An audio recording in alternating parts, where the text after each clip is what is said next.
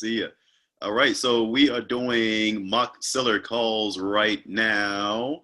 And the biggest thing with the mock seller calls, you guys, is to make sure that you are having fun, okay? So we have scripts that you can follow and that you can use to help guide you in these seller calls, you guys. But most important is you got to get in a place where you're just having fun on these calls, where you are just having total fun with on the calls, making sure that the sellers and the buyers that you talk to are like your friends, okay? The biggest issue that I see, Darius, anybody watching this recording, is that people get too professional, okay? And when you get too professional on the phone call, if you're saying, hey, Mr. Hayward, or hey, Mrs. Smith, then people start to develop a block and a wall of resistance against you. And we understand this to be science, that people do business with those that they know, like, and trust. And if a person feels like they know you, if they like you, if they feel like they can trust you, they're going to do business with you. And one way to do that is to make them feel like you are a friend. Make sense, Darius? Yes, definitely. Cool. And so, like, I know you guys just did your bandit sign campaign for your buyers. And how did that go? Like, your discussions when you were talking with the sellers, I'm sorry, the potential buyers. Yeah. So it went pretty good. It went really good. I mean, that was our first time doing that, and I think we got a pretty good response. So, we got between 20 and 30 people on our list, and there are a few, here and there that were skeptical, but I think we worked around that pretty well. Both Carl and I, we've been in, these kind of roles, sales roles over the phone before. So I think we were relatively comfortable, given it was kind of a new field we're entering into, but we handled it pretty well, I think. So I think she would agree whenever she sees this. Great. So the thing with doing mock seller calls is it's definitely something that needs to be done over and over again. And the more you do it, the better you'll get. So even with you and Carla, I would totally advise you guys just practice with each other. So back and forth. You pretend like you're the wholesaler, she's the seller, and then vice versa. She is the wholesaler, then you're the seller. So so let's start off. Let's do you want to be I'm going to give you the benefit of the doubt, Darius. Do you want to be the seller or the wholesaler first? We'll just go for the gusto. I'll be the wholesaler. You'll be the wholesaler. Okay, good. You're making it easy on me now.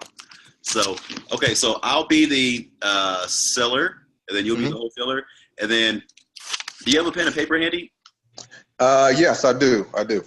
Okay. So you definitely always want to have the lead sheets with you. So the lead sheet that we have in the Dojo Academy, you can get that in the seller module. Okay. Matter of fact,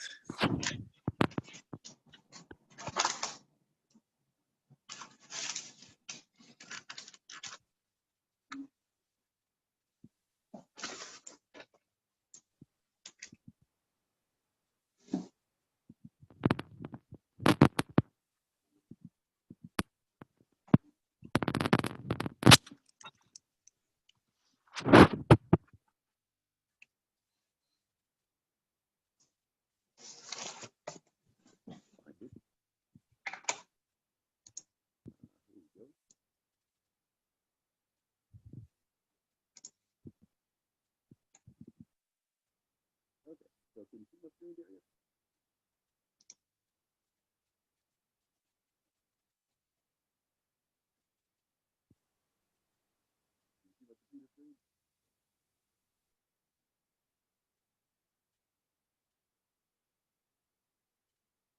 Are you still there?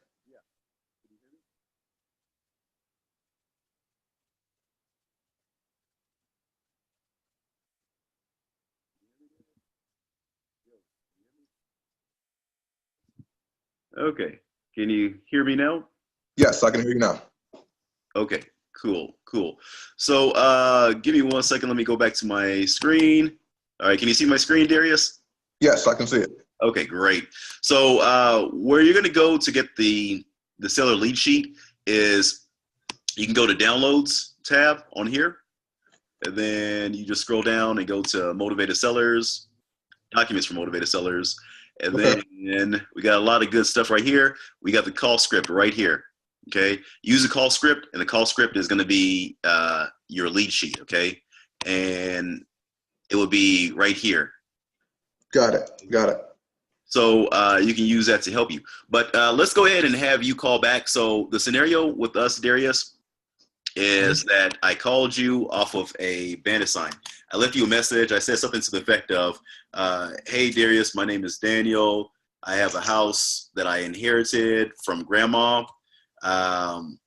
This needs a lot of repairs. I just want to sell it. I want to know how much you would offer for it. Okay.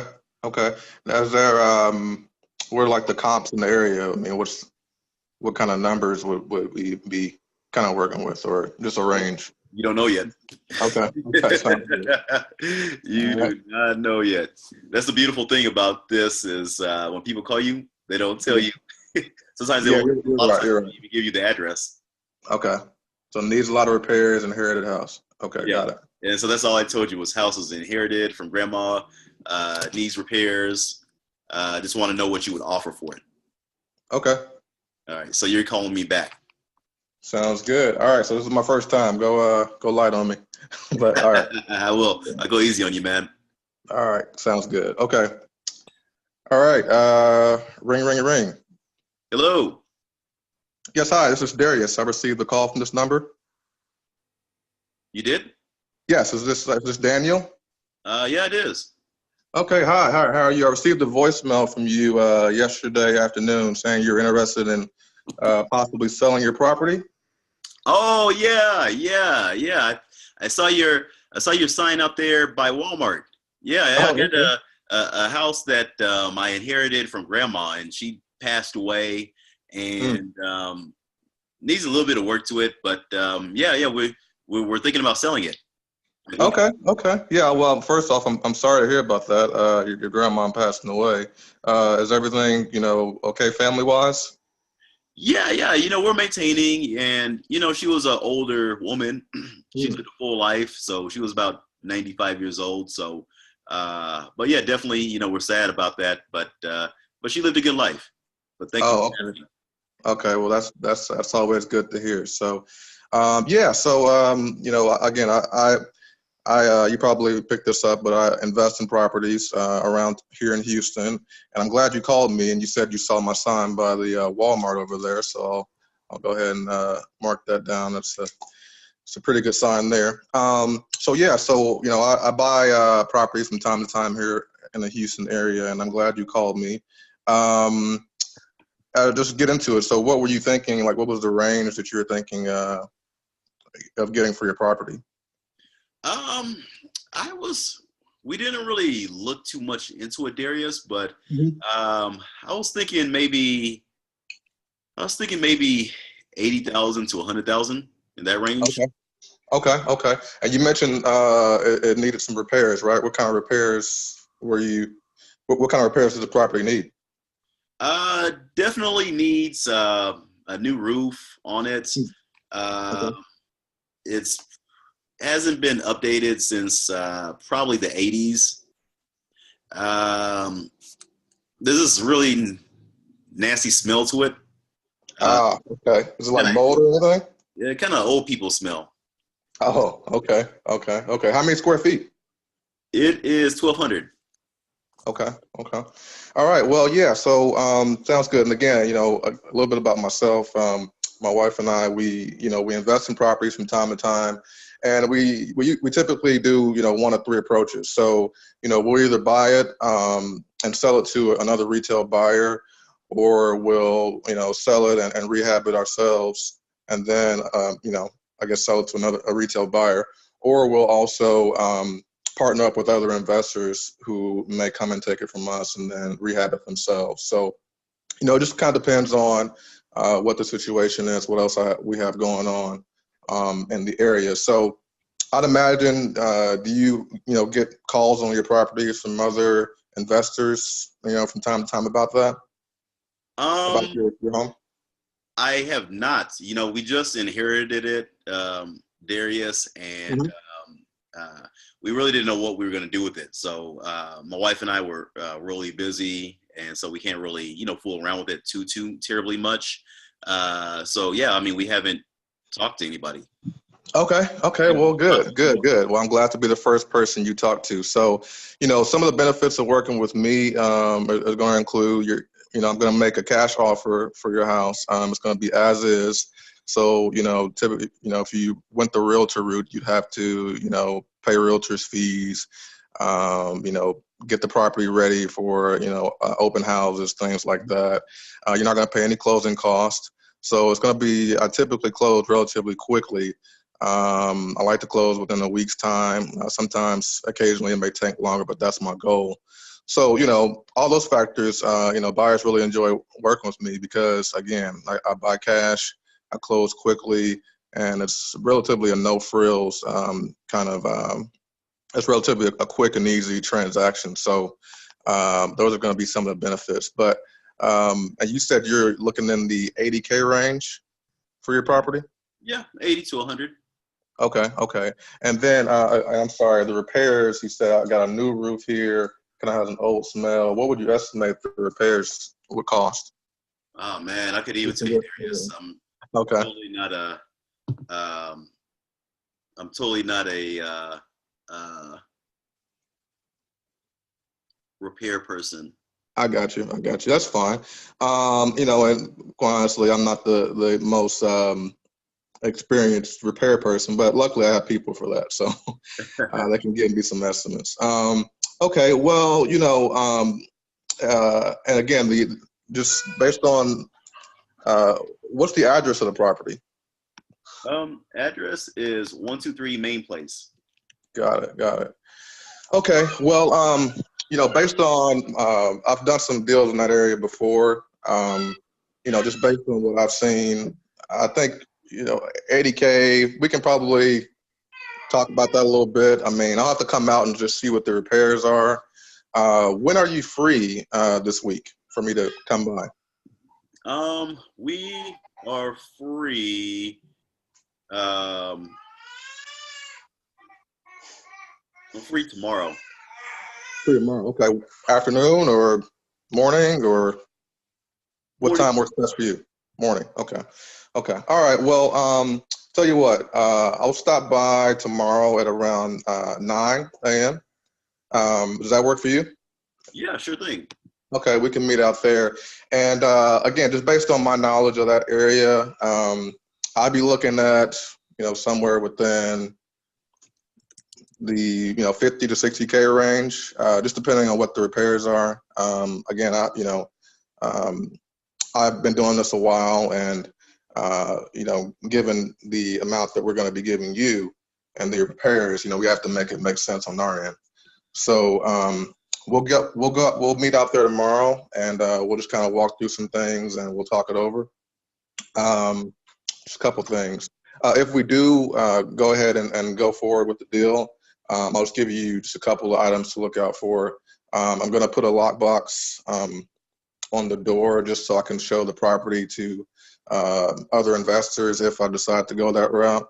And I'm going to bring over a contract if we can agree on some terms. And I typically do around a $50 to $100 earnest money deposit, so we can make the contract valid, and that will be valid for around 30 days. And let me see if I can think of anything else. I think that should be it. Do you have any questions for me? No, that's it. That's it. Okay, okay. All right, so just giving these numbers, and we'll get over there. I'll see what I can do repair-wise and numbers-wise, and then we'll go from there. So do you like, coffee or anything? Sure, I like coffee. Okay, what kind? Are you a Starbucks or a Dunkin' Donuts person? I like donuts. Okay, okay. All right, well, I'll bring by some Dunkin' Donuts and coffee, and we'll see if we can do a deal, okay? All right, that sounds good. Thank you, Darius. All right, thanks, Daniel. See you tomorrow. All right. All right, Yeah, that bye. was good. That was good, Darius.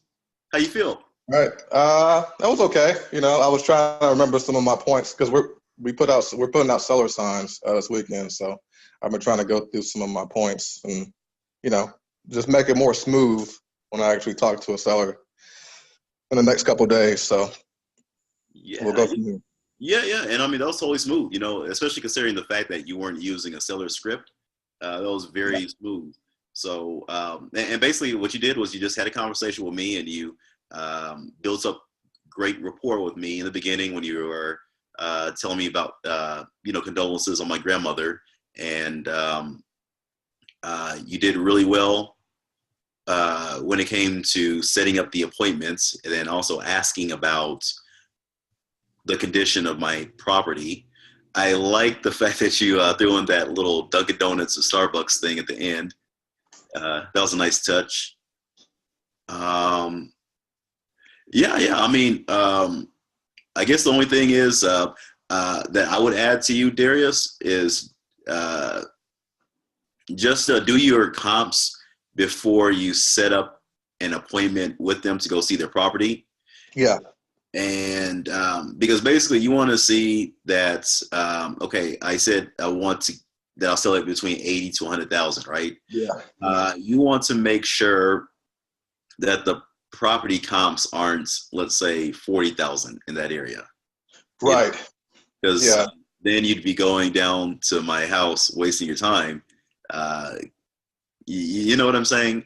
So, so it's cool that I want 80 to $100,000, but you want to make sure that okay, well, when we look at comps in your area, that the comps aren't drastically, you know, uh, lower than that.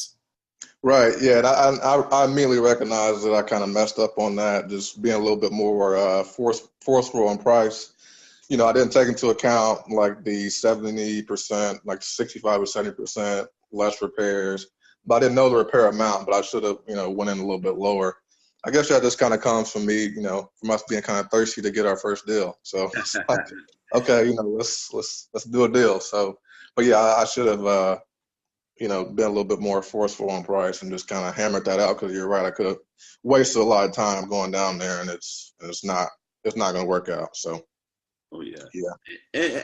and you know what? And I mean, it's good. You know, like if you go the first, let's say maybe 3 to 5 seller appointments, Darius, and let's say Mhm. you just go there, okay?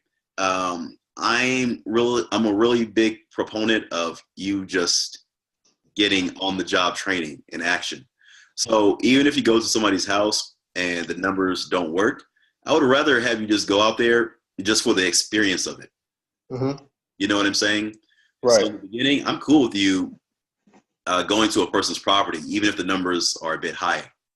You know, Okay. so in this case, in this scenario, like I'm cool with you, just coming to the house because you're gonna learn so much stuff and get more comfortable once you actually go out to the property and do talking. Um, so I'm cool with that. Uh, and then when you're running comps, like usually if you can get properties, and do you have a pen and paper handy? Let me give you some Yeah. ninja Yeah. tips. If you can get properties that are where a person is willing to give it to you for 50 to 60% ARV, Mhm. regardless of the repairs, most of the time it's going to work. Okay. So if you look up the ARV and like, let's say you take a quick look at Zillow and Redfin and Trulia, and you see that, the values are about 150,000 bucks, right? Mhm. You know that if somebody's willing to give it to you for 75 or 80 or 85, somewhere around that range, if they're willing to give it to you for around that range, 90% of the time, that's going to be a great deal.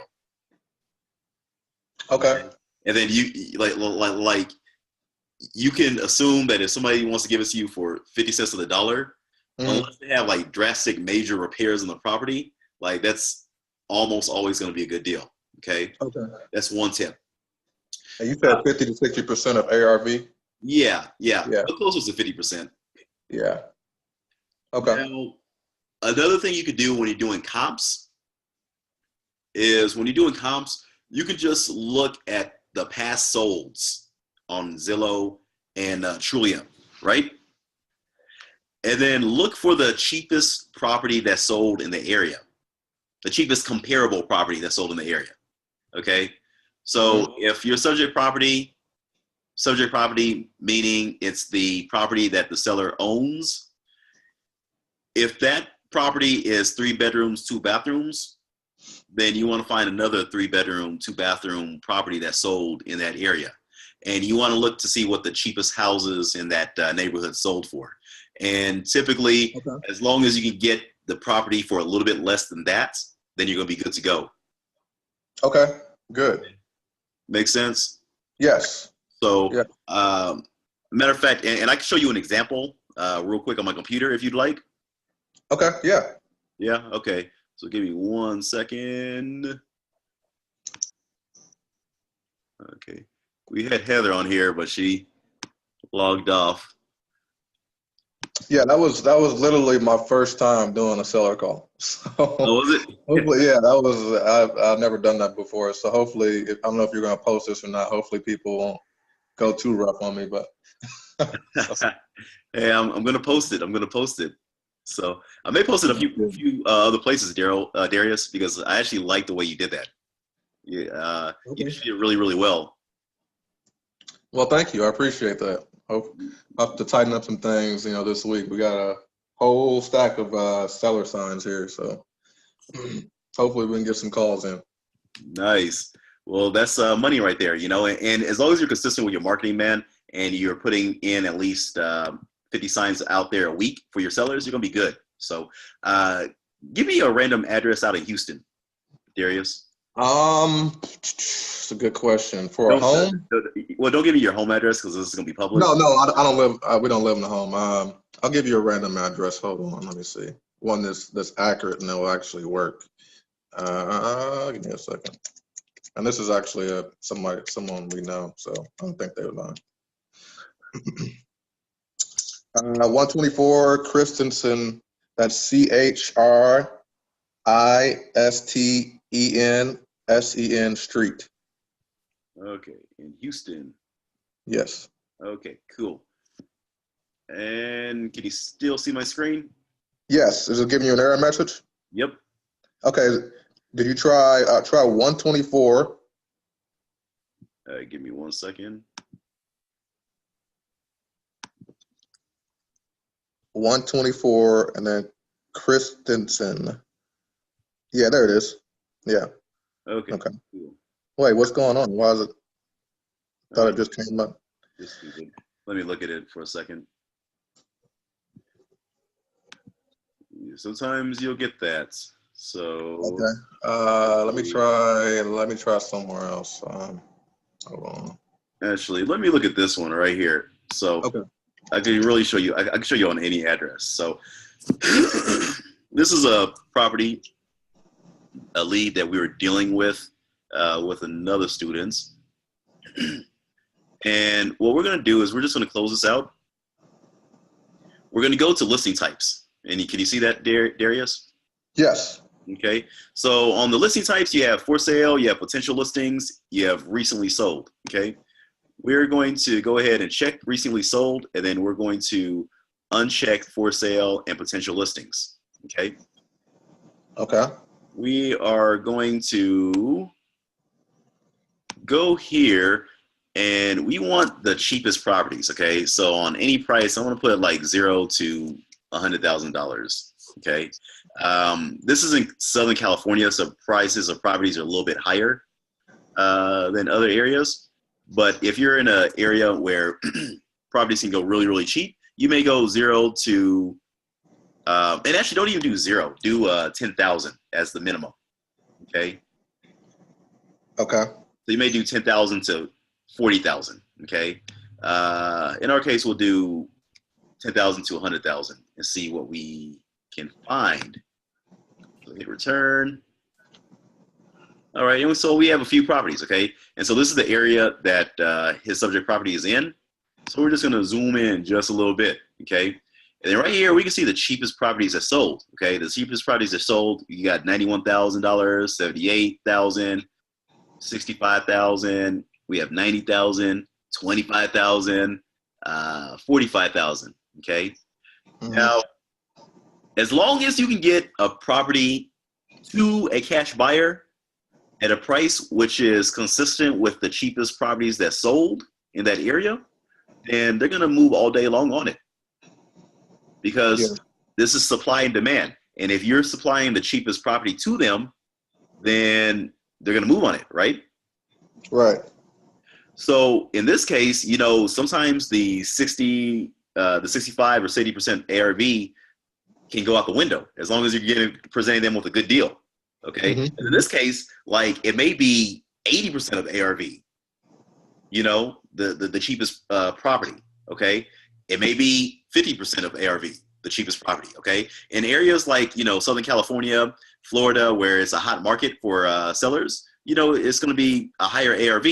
But in other places where it's depressed, where you can't really give away a house, places like Detroit, or, places up there along the Great Lakes, it may be 50% of ARV, but this really, really helps you in this case. Okay. Okay. Good to know. So, any other questions before we switch roles?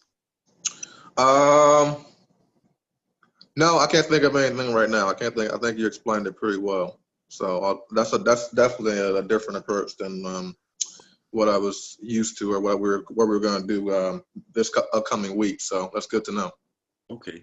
Yeah, and really, it's not even a science; it's more of an art, Darius. And so, use different methods to look at the different values, and using those different methods will give you a clearer look on the actual value of a property. Because, like, if you know that, hey, I need to sell this property for, let's say, $45,000, right? So I need to give this to a cash buyer for $45,000. Then in your head, okay, then I want to get this property on a contract for $35,000 from the seller. That way, I can mark it up $10,000 and sell my interest in the property to the cash buyer for $45,000. Right. I did have a quick question. So Houston, we did a little bit of driving today, and there's a lot of competition. Other wholesalers out here trying to do the same thing.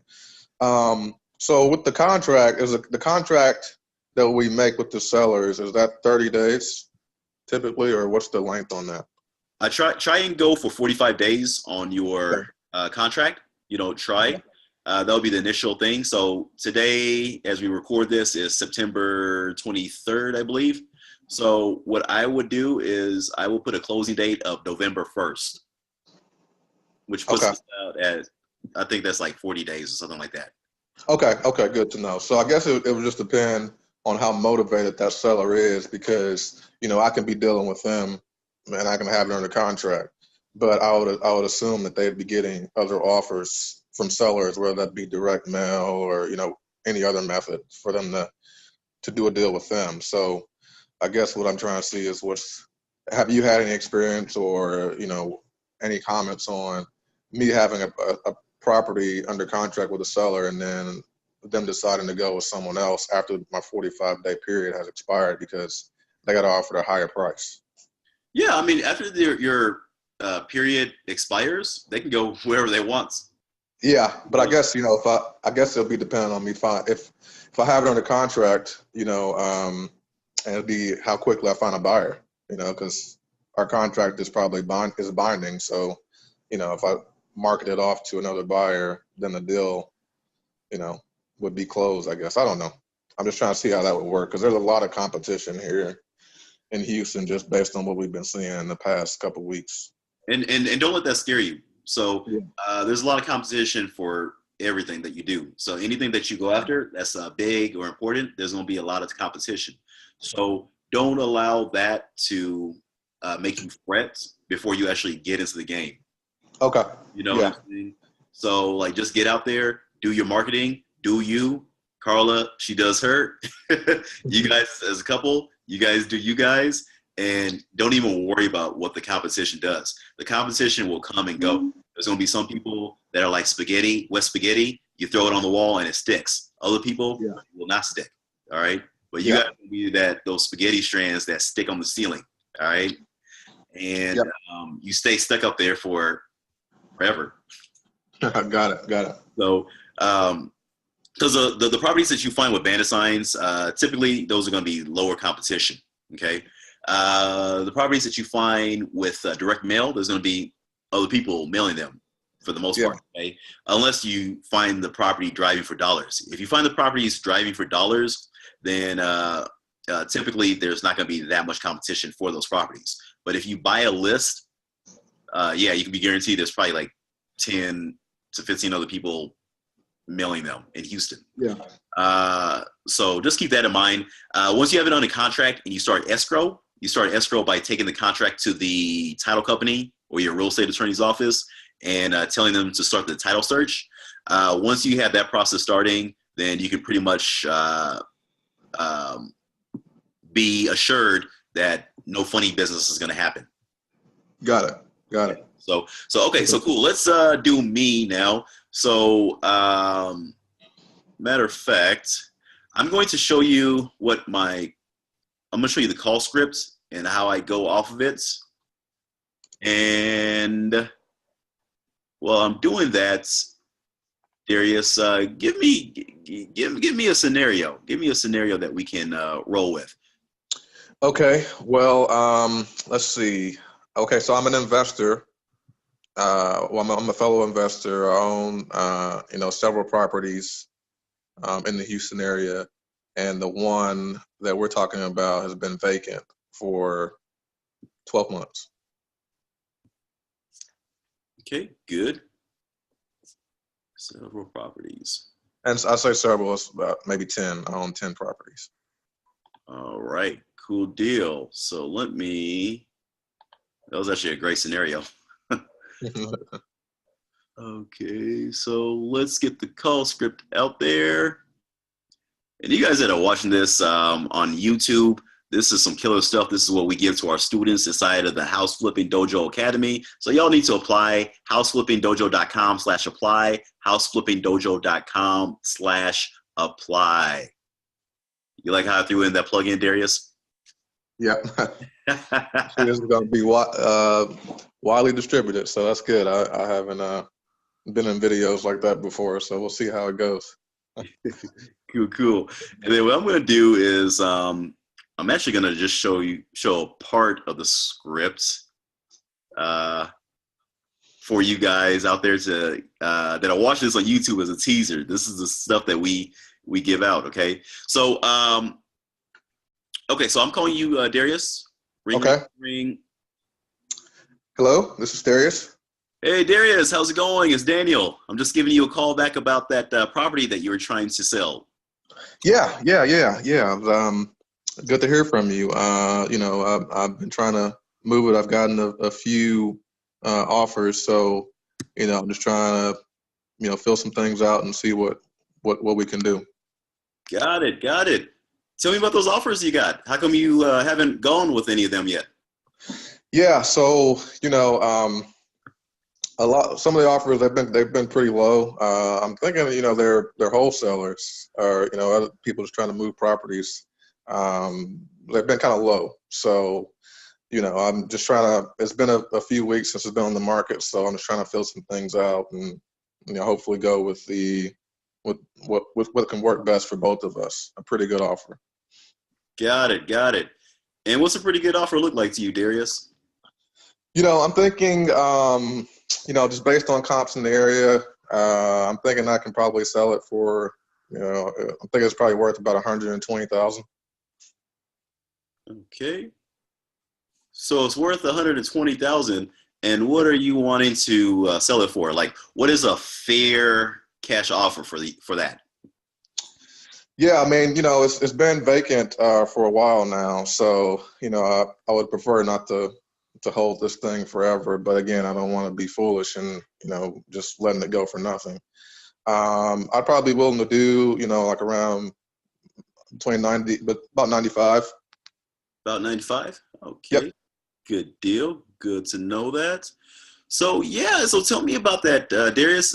From your message, it sounds like you have a few other properties and you're wanting to unload it. Sounds like you're Houston's version of Donald Trump. Oh, I wish. I just built up a portfolio over the years. working with banks and building up my rental properties and cash flow, and I just went from one thing to the next. So it was a lot of hard work and a lot of blood, sweat, and tears, and I finally got to a point to where I can live comfortably and cash flow. But these single family rentals, they can be a pain, because if a person moves out, then you're stuck with taxes and utilities and things of that nature. So that could be a pain. But again, I don't want to be foolish and just letting it go for nothing when I don't really have to do that. You know what I mean? Oh, I hear you. I hear you. And it's great to be in a place like that, Darius, where you don't have to have your hand forced. You know what I'm Yeah. saying? Yeah, I mean, I wouldn't say. I mean, it's not the ideal situation having a vacant home, but I got some cash flow coming in from other properties, so I'm not. I wouldn't call myself just extremely hurting right now, but it would be nice to get this property sold or rented again. So it's whatever makes the most sense. I hear you, Darius. I hear you. I hear Yeah. you. So let me ask you this: what's wrong with you leaving your home vacant for a long time? Well, I do. There is a mortgage on it that I have, so there's still a payment that needs to be made there. I would prefer not for it not to be vacant, just to get some rental income coming in. So yeah, I mean, it would be ideal for me to do that, and I'm trying to retire, and eventually with another 5 years or so, and just sell all my properties. So I'm kind of in the beginning stages of doing that now. Nice, nice, nice. Where do you want to retire to? It sounds like you're probably gonna retire somewhere nice and warm and do a bunch of fishing, right? Yeah. I'm thinking, in the Florida area, Boca Raton, places like that. So we'll see what we can do there. But I'm reaching that point. You get to a point where you're ready to hang it up and just retire and sell off into the sunset. I may even actually do like a year-long cruise with my wife and just kind of live that way. But we'll see. Oh, nice, nice, nice. Where are you thinking about cruising to? They offer some worldwide cruises, like, just spend a year or so just going around the world. So that'd be pretty cool. And took a cruise a few years back, my first cruise a few years back, and it was a great experience. So um, I think there's one that goes in the Mediterranean that looks pretty nice, but that one only lasts a few weeks. But there's one that actually goes global, I believe, and it takes about a year or so to complete that. So that sounds really, really nice. So we'll see. We'll see. That is awesome. That is awesome. And I know your wife will love you for that, right? Yeah, for sure. It'll be a lot of fun. I hear you. I hear you. So, okay, cool, cool. So, yeah, I mean, yeah, with the vacant properties, Darius, I mean, I'm sure you know that it's terrible to have a property vacant too long, right? Yeah, Because yeah, for bad sure. things happen the longer your property remains vacant, right? Yeah, for sure, for sure. Yeah. And you got to maintain it. I mean, it's you got to keep the lawn mowed, and if I want to sell it, using a realtor, they want commissions, and Yeah. I got to do open houses and things like that. So and then not everyone wants to rent a single family home too long. The goal. I mean, I can do like a rent to own situation, but that's a whole separate issue. But most people, and then the area that it's in is not the best of areas, so everyone's trying to only rent it for a brief amount of time, and then move on to a better area, hopefully. So it just kind of goes in cycles. It's rented, it's not rented, and it's rented again.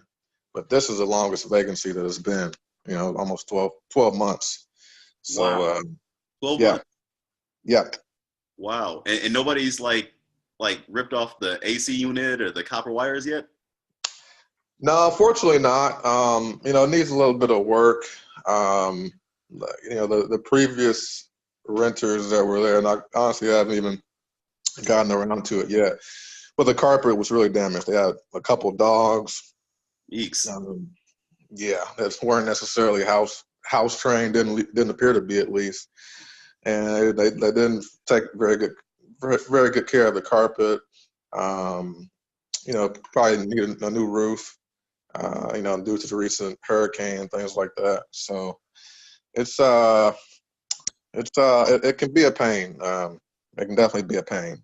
But fortunately, I got 9 other properties that are cash flowing. So it's hurting, but again, I don't want to be foolish. My wife would be upset with me if I just let it go. So Definitely, definitely. So how much is the mortgage that you're paying each month on it, Darius? Approximately it's about $1,000. about $1,000. Okay. Mhm. And about how much total do you owe on the balance? About 40,000. About 40K. Okay. So basically, in essence, can we say that you literally you spent $12,000 in mortgage payments over the past year? Yep. So Yeah.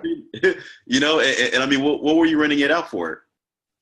About 1,500. About 1,500. Okay. No, So no, I take that back. About 17. Yeah, it was 1,700. Sorry. about 1,700. Okay. So at the lowest number, Darius, you've lost $12,000 over this past year, and then properties are continuing to deteriorate, and then opportunity cost wise, like, do you realize, man, that at $1,700 a month, that you've lost almost $20,000 in like total income coming in? Hmm. Yeah, yeah. I'm well aware of that. I'm well aware. Yeah. So it's I definitely hear what you're saying. Um, so yeah, it can be a pain. But so what were you thinking about? What were you thinking about offering? Just out of curiosity. Yeah, so like I don't I was gonna offer you $1, but I no, just kidding. But obviously it just depends on what the condition of the property is and if we can make money on the property. Okay. So Mm-hmm. obviously, I'll be upfront with you. Yeah, I We understand want to that. make money on the property. Okay. Just like you want to make money on the properties.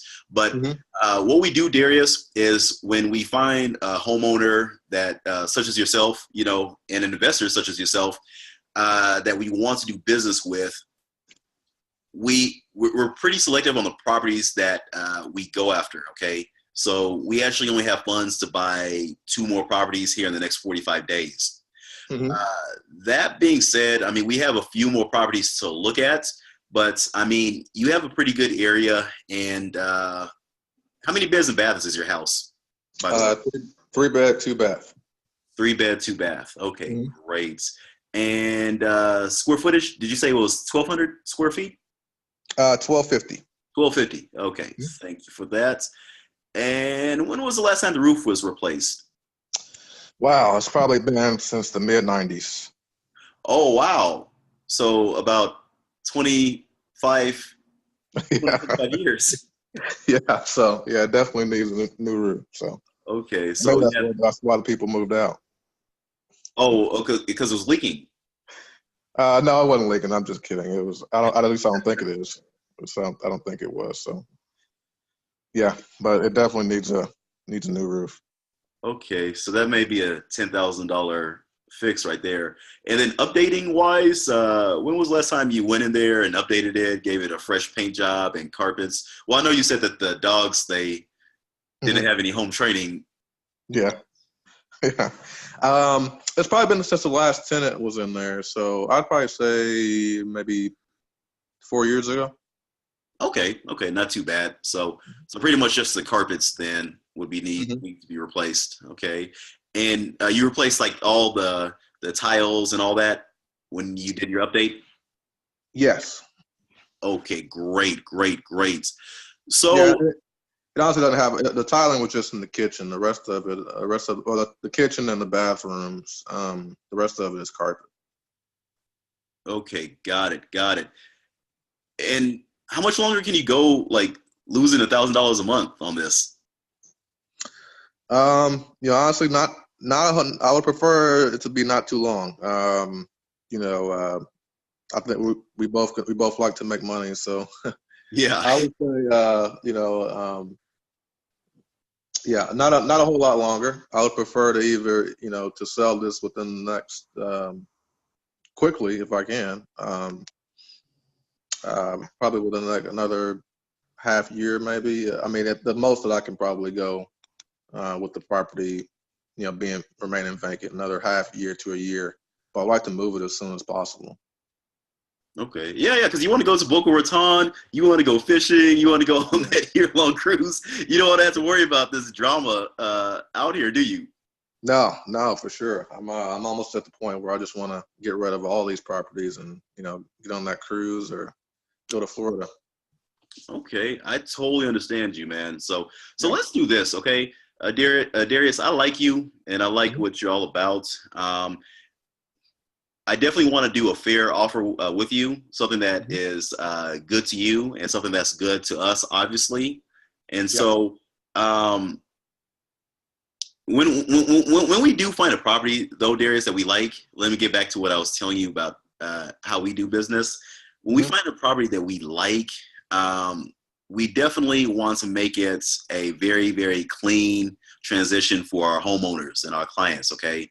And Mhm. we want to make sure you don't have to deal with any BS. We don't want you to have to fret or stress or pull out your hair.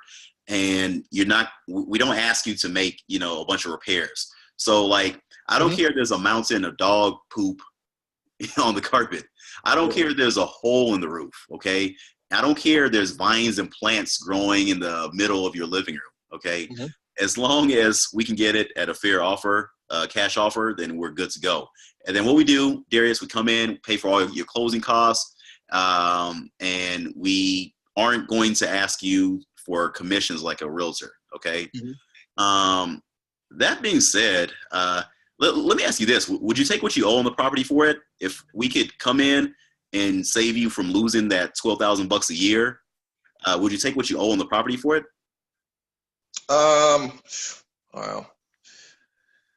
I would like to, you know, make a little bit of money, you know, regarding the payoff. I mean, maybe could you all do 10,000? I mean, 10 to 15,000 above that?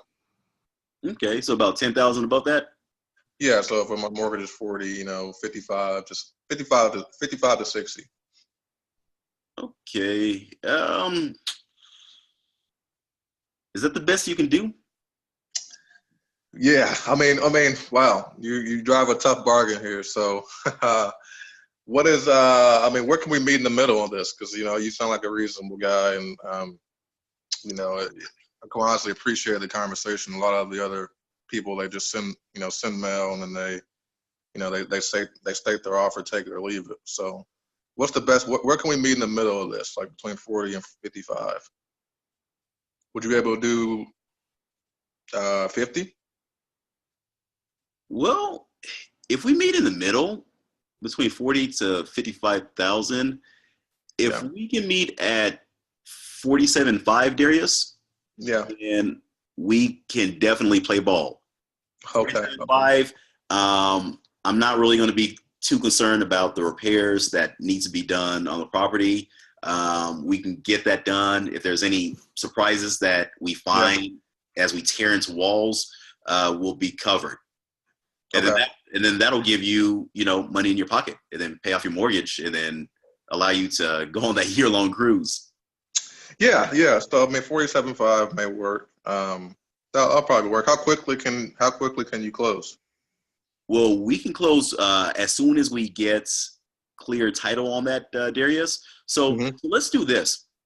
Are you free later on today or tomorrow? Yeah. Yeah. I'm free tomorrow morning. Tomorrow morning. Okay. Mhm. Uh, 10 or 11 o'clock? 10 o'clock, please. 10 o'clock. Okay, great. So let's do this, Darius. What I will do is I will come to your property and we'll meet up, and Hmm. then bring your wife too, if possible, and then just give me a tour of the property, okay? And then what I'll do is I'll look at the inside and the outside of the property, and then just determine, that we can actually move on the deal, which I'm as we sit here talking on the phone, Darius, I'm like 95% certain that this is a good deal for both two of us, okay? And then if it is a good deal for the both two of us, Darius, I am going to have 2 purchase agreements, okay? And then we're going to sign them. I'm going to keep a copy. You'll keep a copy. And then what I will do, again, I'm going to pay for all the closing costs. So I'm going to start the title search on it, just to make sure that everything is good on it. Okay, there's nothing creepy that pops up, 20, 30, 40 years down the line. I got you. And then what I will also need is I'll also need you to give me a spare copy of the key to the property, just so that I can show my funding partners. I have funding partners that come in and they will actually fund the purchase and the rehab of the property, but I need to get them in there so that they can make a decision on who actually funds it. Okay. So we can do that quicker. Okay. Got it. So, and then also what I do is, obviously we need to put down some type of deposit just to make it legal. So we need to put down at least $1. We usually put down $10 earnest money deposit. And so I'm going to give that to you as well. Okay. And okay. So my question on that, is there, typically, when I've talked with some wholesalers on this before, they typically do around 500 to 1,000 in the earnest money deposit. So what, I guess you were saying it would be between $1 and $10? We give everybody $10 because what we do, Darius, we go on volume. Yeah. Now, I don't know what other wholesalers you talk to, but we close. Okay, got it. So that being said, Darius, I don't make a single cent until you make a cent. Okay. So I don't get paid until you get paid. And we're both businessmen, right? Mm-hmm. We both like getting paid, right? Right. Absolutely. I do not waste my time playing hanky-panky. And you, sir, I just met you, but I presume that you don't play hanky-panky either, do you? I don't like to, no. Yeah, only hanky-panky I do is with my wife. And you may be a handsome guy, but I'm not playing hanky-panky with you, Darius. Fair enough. So, but that being said, does it sound like we could potentially do business as long as everything looks good? Yeah, it sounds good. So we'll meeting at 10 o'clock tomorrow? Yeah, 10 o'clock tomorrow. And I'm going to bring you some donuts too. Got it. So assuming everything goes well, the title and all that, you said you can close how soon or how quickly? We typically try to close in 30 days or less. Usually it takes the title company at most 30 days to close. But a lot of times the title can come back clean in about a week and a half. Okay. It just depends on the title search and then also my funding partners approving it.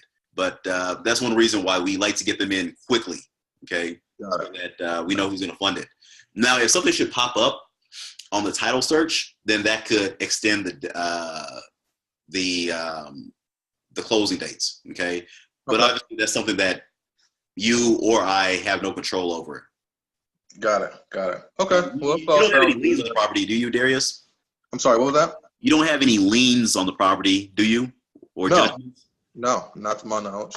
No? Okay, great. So yeah, what I'll do, Darius, is let's do this first deal, okay? Get you some money in your pocket, show you what we can do, show you how awesome we are. And then past that, if you love the way we work with you on this first deal, we'll talk about the other 9 properties. Does that sound good? Yeah, sounds good. All right. Sounds good. Great, Darius. Great. So anyway, so we'll meet tomorrow at 10 o'clock a.m. at your property, okay? Sounds good. All right. You have a good one, Darius. All right, you too. All right. Click. Thanks. What'd you think? I thought that was really good. I liked how you asked about the mortgage. That's one thing I forgot to ask, my call was about the mortgage. So I'll have to make sure I inquire about that. And you definitely built rapport really good, just relating to, my situation and bringing out those pain points, I think, with the, do you have a mortgage? How much is the payments? And you've lost this much like over the past year. So that was really good. But yeah, I'll have to definitely, make sure I bring up that mortgage point next time and see if they can give me that information so I can kind of see what I'm working with. Oh yeah, because you see what happened was initially, and look, hey, look, I didn't have a sheet of paper, so I was just writing it on this like little post-it note, all this chicken scratch. But initially, you had said, Darius, that you had talked to a few people, and you said that the value of the property was $120,000.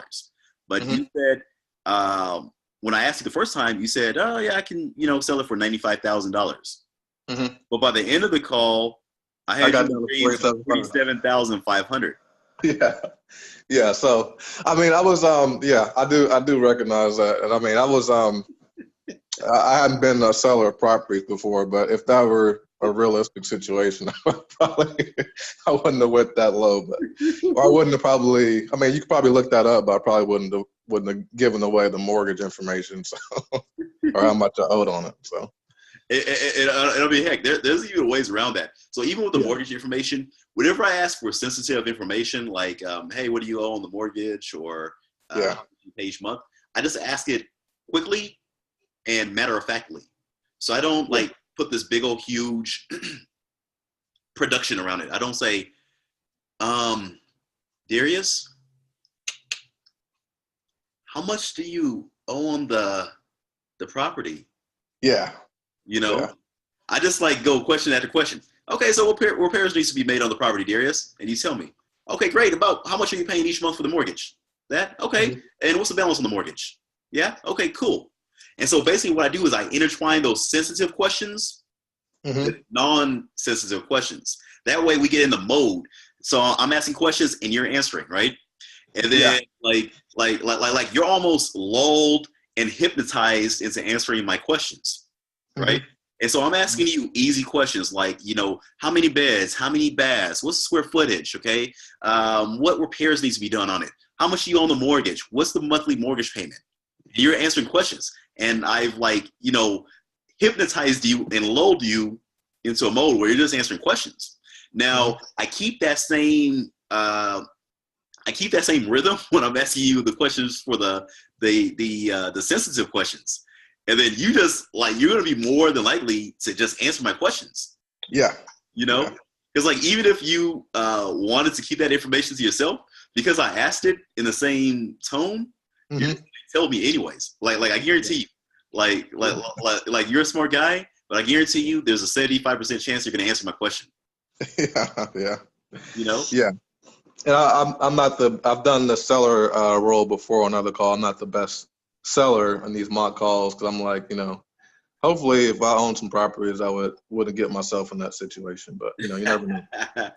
But I mean, it is what it is. Stuff happens. And like the one thing that I touched on, Darius, was the $1,000 a month that you're losing every single month. And it's been vacant for 12 months. So you've lost $12,000 at minimum. Okay, that's not even counting the opportunity cost. The opportunity cost involves how much profit you could have made on that property, okay? Because you said you were renting it out for $1,700 a month. That's a lot of money that you've lost, okay? You're losing money. You want to retire. You want things to be easy. You don't want to have to deal with any of that anymore, okay? So basically what we're doing is we're focusing on you and your wife wanting to go to Boca Raton, wanting to fish, wanting to go cruise around the world for the next 12 months, okay? And you got this whack property that you've lost $12,000 on. You don't want that crap anymore. You just want to be done with it, okay? And so that's what you really want, okay? Yeah, you want as much money as you could get for it, but the truth of the matter, Darius, is if this was really you said, hey, if I could sell it, at what I owe on the balance and, get a little bit of money on top of that, I'd be happy because I want to go on the cruise. I want to go fishing. I don't want to have to deal with this whack ass property. Okay. Yeah. That's where you're at right now. Okay. Yeah. So you're like, okay, well, if I can get, $10,000 in my pocket, on top of that, then I'm happy. I'm a happy man because because I'm old and I don't want to have to deal with that. Okay. That's the way many sellers are going to be like. They don't want to deal with the pain. So at that point, it's not about the money. It's about them running away from the pain and getting into a state of pleasure. Because before a person can see heaven, they have to be presented with hell first. They have to see the brimstone, the fire, Satan, Lucifer, chilling down there in the lake of fire, before they can see the streets of gold. Yeah, yeah. You know what I'm saying? Yeah. I went all Revelation. I went all Book of Revelation on you. Yeah, today is September 23rd, so they're saying the world's supposed to end today. So we only got a few more hours. Well, hey, I'm glad to spend time with you. Yeah, for sure. So I know. Yeah. I heard about that too. So, yeah. But no, any questions? Yeah, and I know we're past our time here technically, but have you gotten much pushback on the earnest money deposit question? Nope. Like, why? Really? Okay. I say it matter of factly. So, like that's another sensitive thing, along with them giving you the key to the property. You just ask that matter of factly. Well, I'm sorry, you don't ask it, but you state it. Okay. So you basically assume that they will agree to what you're asking. So you tell them, basically, and what we do is whenever we see a property that we like, we just come in, we give all of our homeowners at least $10 earnest money deposit, okay? Because we need to give you at least $1 to make the transaction legal, okay? And then we need a copy of the key. I don't even give them a chance to say no. I don't even ask them, okay? You don't ask them about the earnest money deposit because they'll probably be like, $10? Hell no, I want more, So you just state, this is what you're going to get, right? Like, if I go to Burger King, I can't go to Burger King and say, hey, I want a T-bone steak. They're going to look at me like, man, get out of here. What are you talking about? You want to, what do they serve at Burger King? You want a Whopper or you want some chicken nuggets or chicken tenders? Yeah. Like they assume that once you go to Burger King, you want cheap food that'll probably give you cancer. Okay. So that's what they assume. You ain't gonna, get no T-bone steak and good wine up there. Yep. Got it. Yeah. And you're in the group wholesaling houses full time. The reason why I asked that question is because somebody posed a similar question in the group, and they had used the approach of, well, I deal with, tens of these properties every month, so it wouldn't make much sense. I'm sure you could agree it wouldn't make much sense for me to put down $500 to $1,000 in earnest money deposit on each property. That wouldn't be like the best use of my funds. So that was his response to that question, because I guess he had received some pushback on the relatively low earnest money deposit number. But no, I like your approach better. So just say it. It is what it is, and just go from there. Yeah, because one thing that a person could say, Darius, if you give them that that response, is they could be like, okay, well, what, you don't have money? Like, you're putting down $100 to $500 on 10 properties. You don't have $1,000 to whatever to put down on properties. How are you gonna buy my property? Yeah, that's true. Yeah. And so, that definitely could work. That definitely can work. Don't get me wrong, but I personally wouldn't go about it from that approach. That's a good response that he gave in wholesaling houses full time, but I want to go that approach. It is what it is. $10. Okay, take it or leave it. Because seller that's motivated, they don't really care about the money that you're putting down. They care about the actual funds that they're going to get at the end of the day. Right. And one thing that you can let them know is, like I was telling you, is I don't make a dime or a dollar until you make money, Darius. And so I don't like to waste time. I don't like to do stuff which is not going to make me money. Okay. Me making money is dependent on you making money. So we have a vested interest. That being said, I'm going to work hard to make sure that this deal closes. Okay. So really the earnest money deposit means nothing. Yep. I agree. I like that approach. So, all right. And then worst case scenario, if they do want you to put down $500 or $1,000 earnest money deposit, you can actually put $500 or $1,000 earnest money deposit on escrow with your title company. And then you can use that for multiple properties. Got it. So if that's the case, you know, as a worst case scenario, let them know that the earnest money deposit will be held on escrow with your title company. Okay. But if that's the case and you get to a place where your contract is about to run out, you know, your closing date, you need to be very, very sure that you do cancel it in writing in certified mail, because if you don't, then they can ask for that earnest money deposit. Okay. You know? So, I mean, if you're giving people 10 or 20 bucks as earnest money deposit, you know, I don't care. You know, like even if we don't close the deal, even if something goes wrong, technically they're supposed to give me the money back, but I'm not going to ask for 10 or 20 bucks back. You know, you can keep it, you know. Yeah. But yeah, $500, $1,000, no, you don't want to lose that. Yeah, for sure. All right. So you ready to rip and run, Darius? Yeah. We got our signs over here. Some bandit signs for you. So nice. Yeah, nice. I got a whole stack on the floor here, so gonna get back to it. Awesome. Yeah. All right, man. Well, get out there, man, and get your stuff done, man. And I appreciate all the videos you've been putting in the Facebook group. And matter of fact, before we get going, I'm going to show you guys that are watching this on YouTube what our Facebook group looks like. So can you see my screen, Darius? Yes. All right. So this is our House Flipping Dojo Academy private Facebook group for our students. And as you can see, we are 157 students strong. And we talk about good stuff. People ask questions. Students ask questions. They get them answered. We have 2 other coaches in the academy, Steve Thompson and Danny Porras being another one. We motivate you. Okay, we have students closing deals. Antrion closed 4 deals all at once. He is killing it. Okay, we have people asking questions about lease options, about direct mail. Okay, we have people asking questions about everything, and they get answered. We have private coaching calls like we're doing right now. We do everything. Okay, this is a kick butt program. Y'all need to get in. houseflippingdojo.com/apply. Apologies for sounding like a infomercial, but houseflippingdojo.com/apply. And Robert, are you there?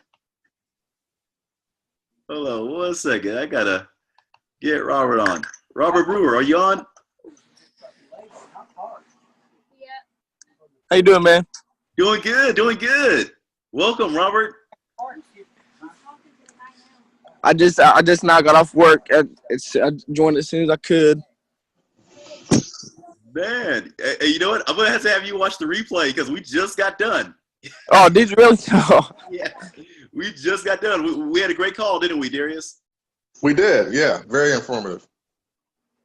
So, but anyways, Robert is actually a new student on board the academy, and so I'm definitely going to get you in and get you your email sent out, Robert, so that we can get you started. So, are you excited, Robert? Yes, I'm very excited. All right, great. So I'm going to end this recording, and Robert, I'm going to talk to you because I haven't gotten a chance to talk to you yet. So, all right. Give me 1 second.